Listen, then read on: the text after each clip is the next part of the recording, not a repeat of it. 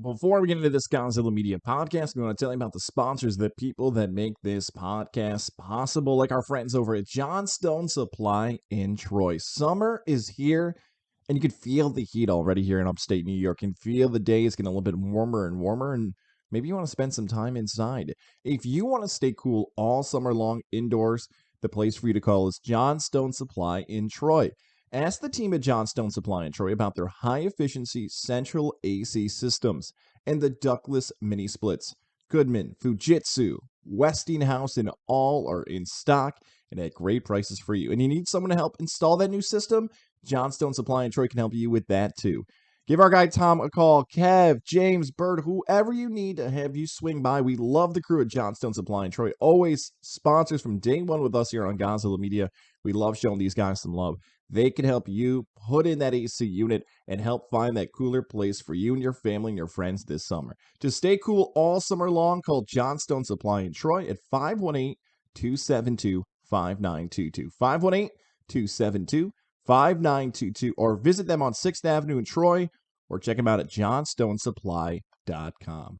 Stay cool this summer. Johnstone Supply in Troy. And we want to give love to our friends at Mohawk Honda in Glenville, New York. The team at Mohawk Honda can find exactly what you're looking for this summer across the lot. I know you've heard it. New vehicle thanks to Mohawk Honda. Now you can have that same type of bragging right for yourself just by checking out the staff there at Mohawk Honda in Glenville. They're going to search not just their lot, how about the entire Eastern Seaboard just for you? That's the commitment they have for you at Mohawk Honda. The real opportunity for you is right now this summer with 2023 vehicles on the way. Now's the time to sell your vehicle, trade in your vehicle. Think about this. Mohawk Honda buys your car. And in some cases, this summer, you might be able to sell your vehicle to Mohawk Honda for more than you originally paid for it. The supply chain is still facing challenges, which creates a selling opportunity for you. Wherever you're listening across upstate New York, it is worth the drop to make that cash and put it in your pocket, and Mohawk Honda wants to help you do it. As always, the team at Mohawk Honda wants to help you buy, sell, make that experience so easy for you. You know the names: Cam McKenna, Brian McKenna, Travis Landry. Shout out to him, the VIP man, Morales. Everybody can help you do exactly what you need. Find money and get a great ride for the summer road trips on the way. Shout out to Greg Johnson as well, always killing it over at Mohawk Honda. We appreciate his love as always. Mohawk Honda, Glenville, New York, Freeman's Bridge Road. They want to buy your car. And as always, Mohawk Honda always goes out of their way to please you. And SeatGeek.com. If you're looking to go to a summer concert anywhere across upstate New York, whether it be Syracuse, Albany, Utica, Herkimer, wherever you're looking across upstate New York, hell, if you're heading downstate to Madison Square Garden, you can use the promo code GOZ, G-O-Z. Promo code GOZ at SeatGeek.com. When you make a purchase over $50 for your tickets for concerts or games this upcoming summer, you get $20 off if you use the promo code GOZ. That's G-O-Z. GOZ at SeatGeek.com. Any ticket purchase over $50, $20 off. Use the promo code GOZ. Syracuse, Utica, I'm telling you. This is the spot. Of course, the Capital Region, MVP Arena, and more. Promo code GOZ at SeatGeek.com. And now, on to this week's episode of GOZ on the Go. I'm ready for this. I can feel it already. This is going to be the best GOZ on the Go of the summer. I don't know if we're going to get better this summer than this episode coming up, and I'm willing to say it right now. I've gone to social media and puffed out my chest. We'll see if you agree. This might be the best GOZ on the Go episode all of 2022. All right, now that I've hyped myself up, let's get into this week's episode. I'm humbled. I'm honored. Out of the gates here to go back to one of my old stomping grounds here at the Score 1260 WSKO in Syracuse. Fantastic job by the Man-Child Show with Bowie Green. Shout out to the Man-Child. Shout out to Bowie Green. This is tremendous stuff that they did earlier in the week from the Score 1260. The legendary Bud Poliquin joined the show to talk about the NBA draft. Here is Bud's take on Buddy Boeheim in particular. Of course, Jimmy Boeheim Jr. also joins the team. Here's his take on the Boeheims, and in particular, again, Buddy, joining the Detroit Piston franchise. When you have all that connective tissue between the Pistons and Syracuse University, the Pistons and Jim Boeheim, it's hard to imagine that these guys are there completely on merit. To add a little more context to that, Troy Weaver, formerly part of the Syracuse basketball staff, now the GM in Detroit. Rob Murphy, a connection to the Detroit Pistons as well, now part of the Pistons franchise. Dave Bing, the legendary Detroit Piston. There's a lot of history there with the Pistons and of Coach Jim Boeheim. Now, to defend Bud, of course, the podcast guy has to cut out all the stuff that Bud talks about after about how great the Boeheim kids are and what it means. I didn't mean to do that to Bud, but to offer that take, that's where he stood. Now, Coach Boeheim, and again, chef's kiss here, from Manchow, perfectly setting it up, not letting the audience know if Coach Boeheim was on the line and not knowing Bud. Here's Coach Boeheim's quick response to Bud's take just minutes later on the score, 12-60. He had 4 offers. Okay. Jimmy had 4 offers for a summer league. So it was not the Detroit Pistons doing us a favor. The blatant, absolute falsehood. Whether they can make it or not, nobody knows. I certainly don't know. Buddy set the record for 3-point shooting in two workouts for 2 different teams for made threes. So I would say if he has a skill, it's shooting. If you don't see that, then you absolutely know nothing about basketball, which is what Bud knows. Unnecessary, Coach. Unnecessary to take a shot at Bud Poliquin right there. Shot to Bud, Manchild, Boy Green, all those guys. Now, let's get to the actual point there. Out of the podcast, I feel like I should take somebody's side, right? Even CBS 6 Sports, the Upstate Sports Edge, we offered up the question, are you Team Poliquin or Team Boeheim? Can they both be right? Boo! No, they can't both be right. Look, they can both be right. Let's start with Bud's take, right? The connection to the Detroit Pistons and Syracuse basketball. So if Buddy Boeheim and Jimmy Boeheim are making a decision of where they want to continue their professional career, why wouldn't they pick Detroit?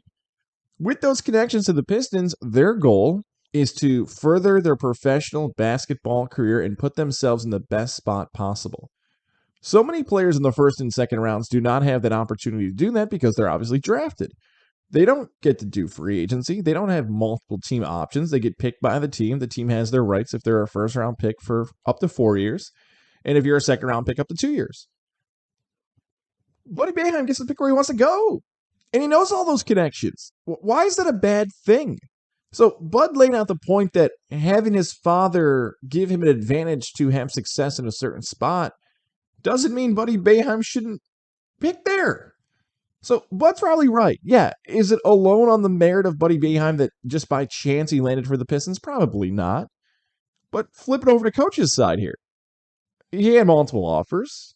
He's a fantastic player. He can shoot the rock. So it's not like he's some bum off the street who's the coach's son to just give him a handout. That's not the case either. So was Coach a little bit defensive of the success of Buddy Boeheim? I'm sure it's fatigued him from his days in high school to prep school. Both of them. You root Buddy Boeheim and Jimmy Boeheim in this. That when he was in high school, oh, you're just good because you're Jim Boeheim's kid. When you get to college and then Jimmy transfers into Cornell and Buddy's given a scholarship, oh, you're just playing because you're a kid. You heard it all year long in Central New York that they were getting too much playing time, and Syracuse basketball was not playing at the level it's been accustomed to the past few seasons. And now finally, after they actually play and contribute, are ACC effective players and everything else, they get an opportunity to go to the hardest professional sports league to get to in North America. Look at the numbers. The NBA is the toughest. These guys signed to NBA rosters. Jimmy Boeheim for the Summer League and the 2-way contract for Buddy. And then Bud, Poliquin, questions how they got there. Bud is not alone in that criticism. It's a fair one. You can wonder out loud, and it's okay. Look, at some point, the criticism doesn't matter anymore. You're getting paid, man. You're playing professional basketball. Do I think Buddy Boeheim can make the roster? I'll give the same answer Coach Boeheim gave later in this interview, which you can go on and listen to. CBS 6 Sports Edge, at the Man-Child Show on Twitter, all that stuff. Hell, call into the show tomorrow. Do I still remember the number? 315-671-1260. There you go. I think I still got the number. Call into the show tomorrow and ask him about that. Yeah, Detroit doesn't have that many shooters, and Jimmy Boeheim might play overseas. I liked the back and forth. I think Coach Boeheim got a little bit too defensive about the take, but hey, I'm a dad now. I totally get it. You want to defend somebody? Defend your kids. That's fine. But if Buddy Boeheim makes the pros and gets it a few minutes on the court, a kid from Janesville to High School, I'm rooting for him. I hope he does. I'll still stick by the take that his 2021 NCAA tournament performance is the best any Syracuse basketball player had since Carmelo Anthony's run in 2003. So, yeah, did his dad help him? Sure. But it was also the right move to go and sign with the Pistons. Let's keep that Central New York flow going here. Syracuse Sports Talk, at least it's been the headlines of the week here for upstate New York sports fans. John Wildhack, the athletic director for Syracuse, during a press availability, we'll describe it as, mentioned, according to reports, that head football coach Dino Babers is not on the hot seat. This one comes from Mike Waters at Syracuse.com. Quote, Dino's not on the hot seat, and later pointed out that there's a lot of positives in the last 6 months, recruiting, coaching assistants, later added on, no NIL rules, broken, some schools who don't think there are actually rules. Those are coming from Mike Waters on Twitter. All right, so let's go back to the actual quote there that's been jumping out to people, that Dino Babers not on the hot seat. Should he be on the hot seat? Yes. Are you surprised that an athletic director didn't say he's on the hot seat? No. Like, that's just not a term that ADs use. Shout out to whoever asked the question. Good job, good effort. Because no matter what, you're going to get a headline out of that answer. Either he says yes and your eyes light up, like, no way, he just said yes. Did he just say yes? Or he says no, and you know that engagement's coming from the angry Syracuse football fans who have only had one winning season the past 6 seasons. So you got what you wanted out of it, whoever asked the question. But yes, Dino Babers has got to be on the hot seat. Like, we can't do what Dino Babers has done performance-wise and not stack it up against Scott Schaefer, who didn't get as much time and was run out of Syracuse. We can't do this and not compare him to Greg Robinson, who put Syracuse football in the absolute toilet. Why is Dino Babers getting a break? Is it because of the rah-rah energy? Is it because of the marketability in the sense that he gets to go viral with some of his speeches? Is it that Syracuse football is just in a spot now in the ACC in comparison to the 90s and the 80s of the Big East, that it's a far more difficult way to compete? We mentioned in passing there the NIL rule. Is it just that they've given up and accepted that 5-7, 7-5, 8-4 is good enough for the program? There are programs within the ACC, whether it's the mid-2000s Boston College. You could look at Pitt, you could look at NC State, some of these teams that might sit closer to the 7, 8, 9 win mark and argue that they're not conference champions, although the Panthers won this past season. And some fan bases still would not be happy with that performance. Syracuse is not there yet. That they're complaining about 7, 8, or 9 wins. That might be back in the late 90s and early 2000s when Paul Pasqualoni was let go and fans thought they deserved more. That's not where we are in the early 2020s. So if Dino Babers goes 5-7, should he be the head coach? No. 4-8, 3-9. You get the pattern here. So what happens if he gets to a pinstripe bowl and he goes 7-5 and they beat Notre Dame? Is that good enough to keep his job? Boy, a marquee win against a top potential 5 program at home at that point? Probably. But what if Babers goes 4-8 and that wins against Notre Dame? It wasn't too many seasons ago that so many Syracuse fans, and hell, I might have been one of them, I think I probably was screaming out, "Hey, Dino! Hey, Dino!" And I felt bad at times because I'm like, yeah, you got to give him a contract. But then again, no shit. Like, of course, the coach is doing well who might leave Syracuse. Somebody pay him, so don't let him leave like Doug Marrone. Yeah, like that's just an easy take. Keep him here. And remember, when Babers got the extension, the details of that extension really weren't revealed until I think a few months ago because of private university, all that stuff. So should Dino Babers be on the hot seat? Yes, because he's not winning. And Syracuse might be able to find a different way to improve the program. Am I upset that John Wildhack didn't tell the press that the coach is on the hot seat and puts more pressure on the program? No. So that's where it should stand. Yes, he's on the hot seat for whatever that means. His job should be in jeopardy. Syracuse football needs to get better. But am I surprised that his boss at a press conference in late June didn't also double down on it? No, I'm not surprised at all. The Albany Empire pick up a huge win over the Columbus Lions over the weekend. Awesome to see Empire fans get so into that game, cheer on the team. Big news here in the Capital Region, Jeremy Richardson, 2-time champion, part of the 2019 Arena Football League champions, 2021 National Arena League champions. In a wild story, he's gone from assistant coach to now player. Here's one more plug. For more information on that story, check out CBS 6 Sports, Upstate Sports Edge. That's right. We're doing a little cross-contamination here. Got to get those numbies up, right? So check out those stories coming up for Jeremy Richardson. That's a cool story, but I'm going to shift the focus away from Jay Rich. I'm sure he doesn't mind because he's had enough cameras and attention in his face this week. And more towards the NAL, in particular what happened this past game and what this weekend's game means for San Antonio and Albany. Kickoff set for 8 o'clock Saturday down in the Lone Star State. Does the NAL not like Albany? And I'm sure Mike Korda or my pal Jeff Levac are probably going to text me after this. Coach Manas, I've been very fair of the NAL, we're going to say. Like we talked about last week, the officials and how the officiating was a storyline that needed to stop. That was the best, Levac said this, totally agree with him, the best officiated game of the season this past weekend. That's all I got to say about the officials. What we do have to talk about is two of the biggest players, impact players on the defense, Brandon Cisse and Nick Hague, being suspended for this game because of what happened in the game. So Cisse, if you don't know him, he is a stand-up dude. He is arguably the face of the Empire. I know that goes to Darius Prince and players of the past, but you're talking about defense. This guy's been here for 4 years. He's been nothing but great. And he got suspended during the game because of a situation that happened behind the ball during a play. Nick Hague, who is an absolute madman, and I love the intensity, gets thrown out with a minute to go in the game because he's behind the official. He's basically, I used the baseball comparison, must have said the magic word because the flag just flew up in the air and he gets tossed and wasn't sure if he actually did get tossed or did not get tossed. That whole situation was a bit strange. The broadcast didn't match what we heard post-game.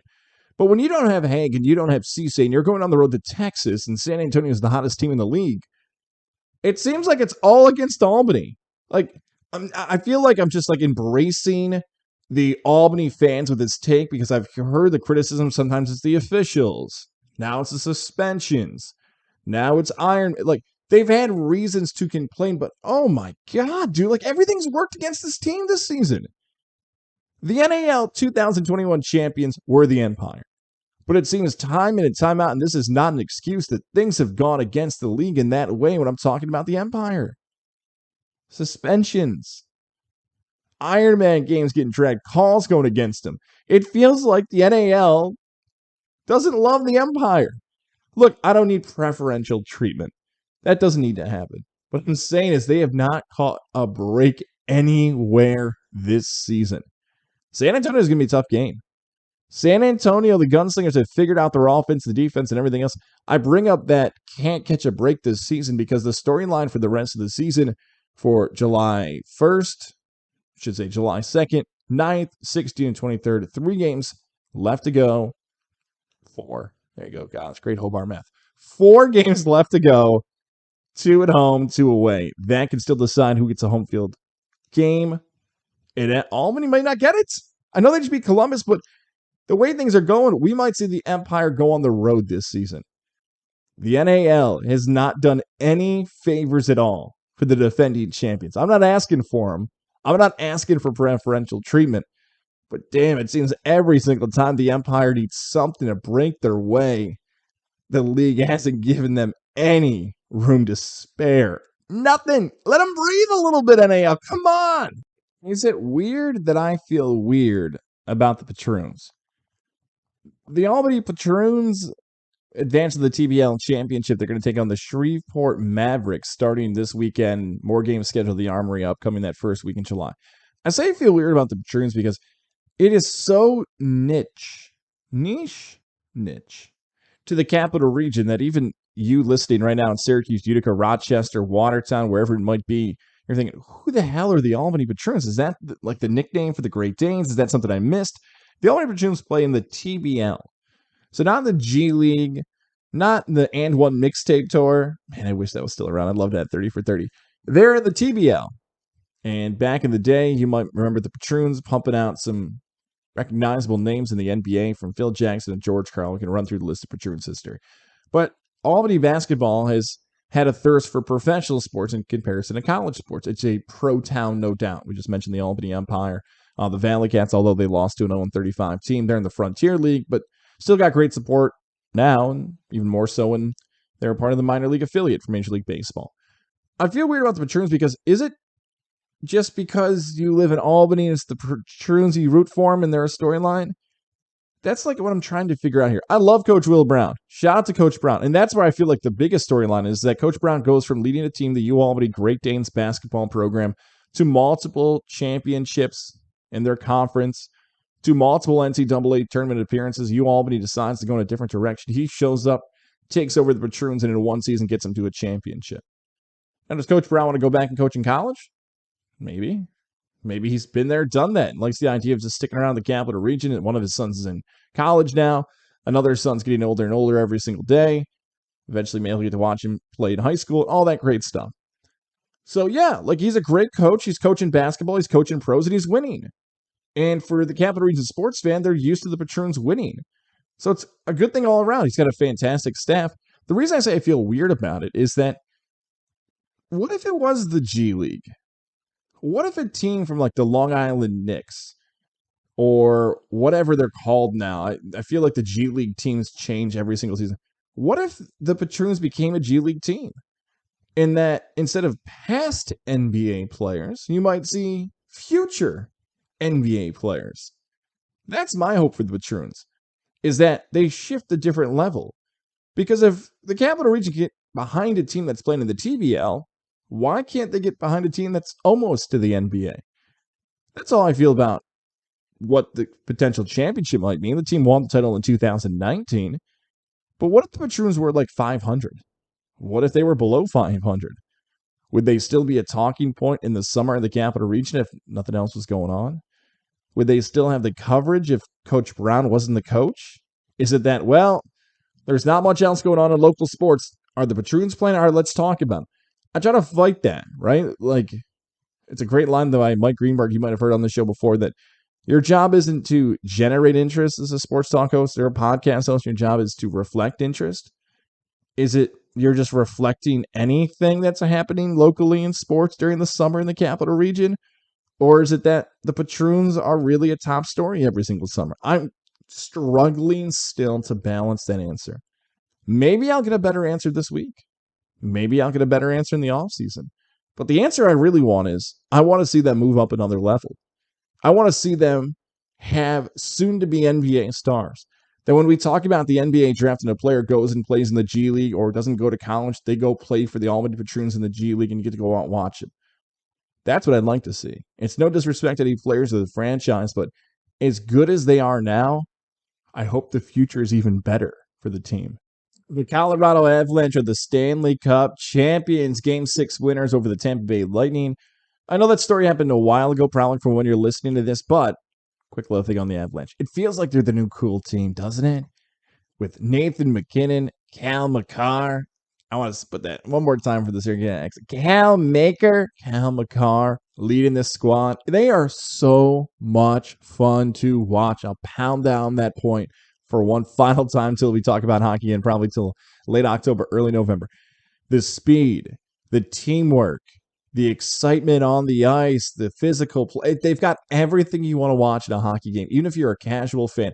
I'm a Colorado Avalanche fan.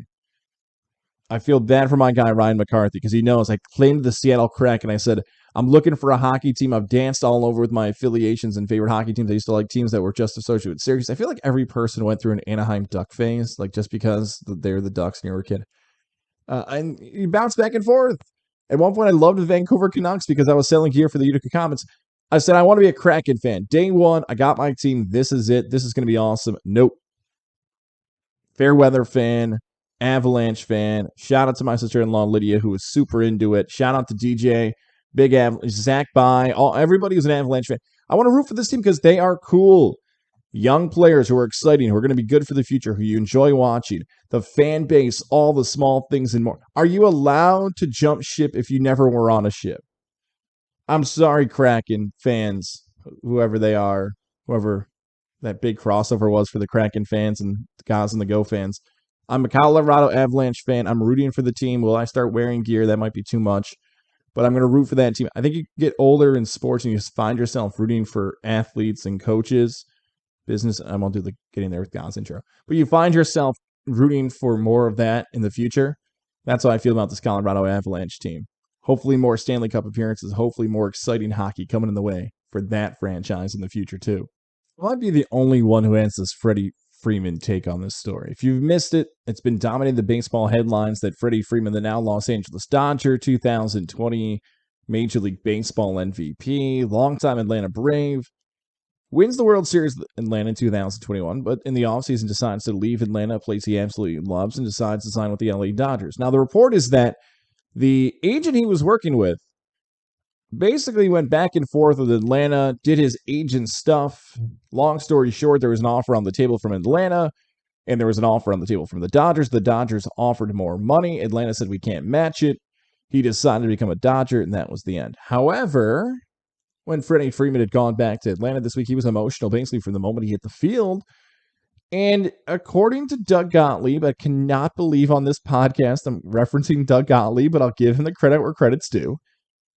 He's claiming that the agent he fired, Freddie Freeman, this past week, never told Freddie Freeman that there was an offer on the table from Atlanta. Because if Freeman knew the Braves were still interested, Freddie Freeman would have taken less money to go back to Atlanta. And if you're an agent, you don't want your client taking less money. All right, so there's a little bit of conflict here, right? Because if you've hired an agent and your goal is to make as much money as possible, why an agent is there? To best represent their client and put their client in the best situation for the future.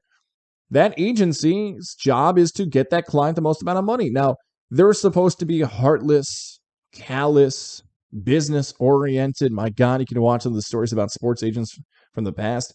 You should hear the horrible things people say about Scott Boras and more, but his goal is to be the bad guy and get his clients paid.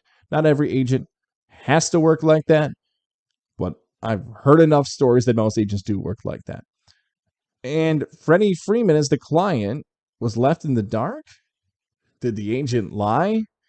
If you're a fan of the show Entourage, like I am, Ari Gold might have lied once or twice or three times to Vinny Chase and other of his clients, because that's what agents do. They lie a lot. So the reason I'm not like super team Freddie Freeman on this is because how do we know this story? Like, why do we know this story? How is this going to... Is Freddie Freeman just telling people in Atlanta this is what went on? This is what happened? So why is Freddie Freeman airing this dirty laundry at this point? Like, it went from really loving Atlanta and really wanting to be an Atlanta Braves, which I think is very admirable. If you love a town, you love a franchise, you love the people, that is a very rare thing to happen in sports, especially with a player so good as Freddie Freeman. To have that much love for a town and a city, that's amazing. But it feels as if Freddie Freeman's like, I'm throwing everybody under the bus. This is totally awful of what happened. I never should have left Atlanta. I hate it. It's everybody else's fault but mine. Give me a hug. Tell me how great I am, Atlanta. Tell me how I'm the best. Because I'll tell you guys, you're the best, and we're the best. And dude, you're not going back. Like what are we doing here? Like, I've read people who are super smart. My guy Jack on Twitter, I know he was just tweeting about me with Peppa Pig, but he's like, for what it's worth, I think they should trade him back to Atlanta. No, they got Matt Olson. Like, I feel bad for him, I guess. But like the thought process of he really wants us to feel bad for him. Like, Atlanta, I love you. Like, you gotta take me back. I love the comparison somebody had on social media as well, saying like, the Braves and Freddie Freeman broke up because Freddie Freeman was under the impression that the girl cheated on him. Come to find out she didn't. He's like, buddy, can we get back together? No, you're dating somebody? Yeah, this is awkward. I'm making a lot of money, though, at this new spot. Freddie Freeman's chasing the hug. Can we all admit that? Like, we can admit he's a really nice guy and he loves Atlanta. He's an awesome baseball player. He's chasing a hug. Like, he wants Atlanta to embrace him. He wants to look good in the public perception, all that stuff. And that matters to some people. It clearly matters to Freddie Freeman. But let's call it for what it is. Freddie Freeman is chasing a hug. He wants everyone to say that he didn't mean to do what he did. Oh, I'm so sorry. I took $150 million. You don't know how hard my life is. You don't know how hard it is to potentially win another World Series championship in LA. You don't get it, man. And I'm sure there'll be other stories. Atlanta will do a puff piece, fluff piece, whatever term you want to use there, that how Freddie Freeman and Atlanta, there's a connection, a bond that no one... Great. He took the money. He got paid. He's not broke. He's not cut. He's still making money. He's okay. A lot worse things could happen than a guy making $150 million living in California. He's not going back to Atlanta. It's not happening. He can bang and scream and cry all he wants. He's not going back. Not going back. The last time I was this confident about something, it was Stone Cold Steve Austin not having a match at WrestleMania. And I have to shave my head. But now I have a TV contract. But maybe I'll still shave my head. Freddie Freeman's not going back to Atlanta. I hope. I got to be right once. AEW's Blood and Guts finished about 2 hours ago. What the hell happened? If we go back and listen to this from 2021, I don't even want to do like the same word for word stuff, but it is a car wreck. It is blood. It's chaos. I felt like a kid who was like 7 or 8 years old who had like a bunch of wrestling action figures and just started bashing them together and then dropping them off like stairs and then like having their buddy play with the toy. It felt like Tony Khan was a little kid and was just saying, do anything you want out there. Jump off the cage. If you are like, I always say the WWE's got the advantage when it comes to like the younger audience, but if you're a younger fan and watch that, that's got to be the coolest thing you've ever seen. Sammy Guevara flying off the cage, shades of Mick Foley, Mankind 24 years ago. Santana actually getting hurt, which isn't as cool, but like it leads to the hype of like really people do get injured in this. The superstars coming through the crowd like Moxley. It was absolute chaos. Now, during the show, look, you got matches with the FTR and Danhausen and Jade and Orange Cassidy led off the night. You got your regular superstars and the stars you want to build, but you got the crazy-ass main event. I feel like if I keep talking and explaining what Blood and Guts is in this audio version of a podcast, it's never going to do it justice. Go find it. Go check out the Turner apps. Go watch it. I could do my best to describe it. It is far more entertaining to watch this thing. And that I think is the key word at the end, right? Like if you're a wrestling historian, if you love breaking down the storylines and whether or not we'll use the term Bully Ray likes to use right on Sirius XM, bastardizing a move, basically saying, hey, if you're going to use a table, use it with a purpose. If you're going to cut somebody open, use it for a purpose, which totally makes sense. You build to that moment. Oh, that's thrown out the window. They don't care. They just want to put on the most entertaining show possible. They don't care. They don't care. They just want to entertain you. And if I was there in Detroit, I would have been entertained. Seeing guys run on the cage, I would have. Shout out to the cameraman. That is the real MVP of Blood and Guts. The cameraman. Absolutely out of control. But I could not take my eyes off it. We're going to recap the first half of the year when it comes to sports wagering and how we did. And we're going to tell you whether or not Joey Chetsnut's going to be a part of Gozilla Media this weekend for the 4th of July week. But first, got to tell you about our friends over at Lily and David Fine Jewelers. Guys, it is officially graduation season. It is the summer. So many weddings, man. 2020 and 2021, push those weddings aside. Now it's your time to pop the question. Engagement rings right now. Route 50, the shops of Wilton. Your spot is Lily and David Fine Jewelers. We're creeping up on July. 5 years ago, I proposed to my wife. We just celebrated our 4-year anniversary. Baby boy just celebrated his 2nd birthday. All great things happening. It started with my friends over at Lily and David Fine Jewelers. Family owned and operated business. Shout out to Alyssa, David, and everybody over there who's helping you make memories for your future. And I just saw on social media on their Facebook page, Lily and David Jewelers, those watches they got for dad. Whoa. If you're one of those dads, uncles, grandpas that likes to use that watch when you go swimming, snorkeling in the water, check out that watch on their Facebook page. I wish I could tell you more, just like we just did that Blood and Guts talk about. I'm sure they're going to love that in the Lily and David spot. Just like we were talking about it, go check out their Facebook page. I can't do it justice. That's how good that watch is. Hopefully they'll get that reference. Of God said the watch is so good he compared it to pro wrestling. Shout out to Alyssa. Lily and David Fine Jewelers, family owned and operated business. Route 50, the shops of Wilton. If you're taking a trip up the capital region this summer, stop over to Lily and David Fine Jewelers. Check out their selection in store. Tell them I said hello. You heard it right here from Goz on the Go. This guy was not in the pay-per-view double 12-man steel cage match, but he would do this for you. If you asked Jared Lozier to jump in a steel cage, he would do it. 518-956-3753. That is the number for the guy that if you want to save cash this summer, if you're planning for that summer vacation, you're thinking, I thought we had this budget, but maybe we need that. Where can we save? Everybody thinks about it, and this is the time to do it. It just takes one call, one text, a guy you want to trust, Jared Lozier. He's the guy, man, having beers with us, enjoying sports, talking, under the orange roof, playing golf, and more. Somebody you want on your side in a free quote. One text, one email. Man, guys are always talking about this Jared Lozier guy from Northeastern Insurance. Let's just text him. Just give him a call.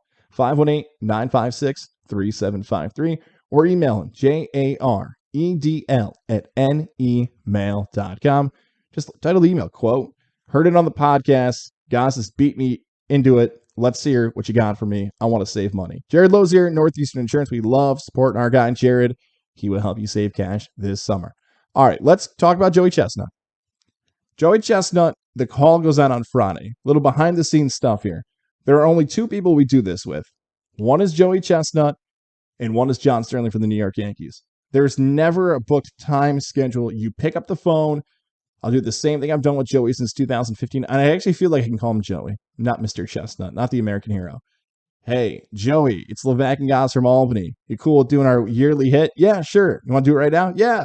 All right, here we go. And that's how it happens. So you might get Joey Chestnut on a Saturday morning on Levac and Goss, which is probably the most likely thing to happen.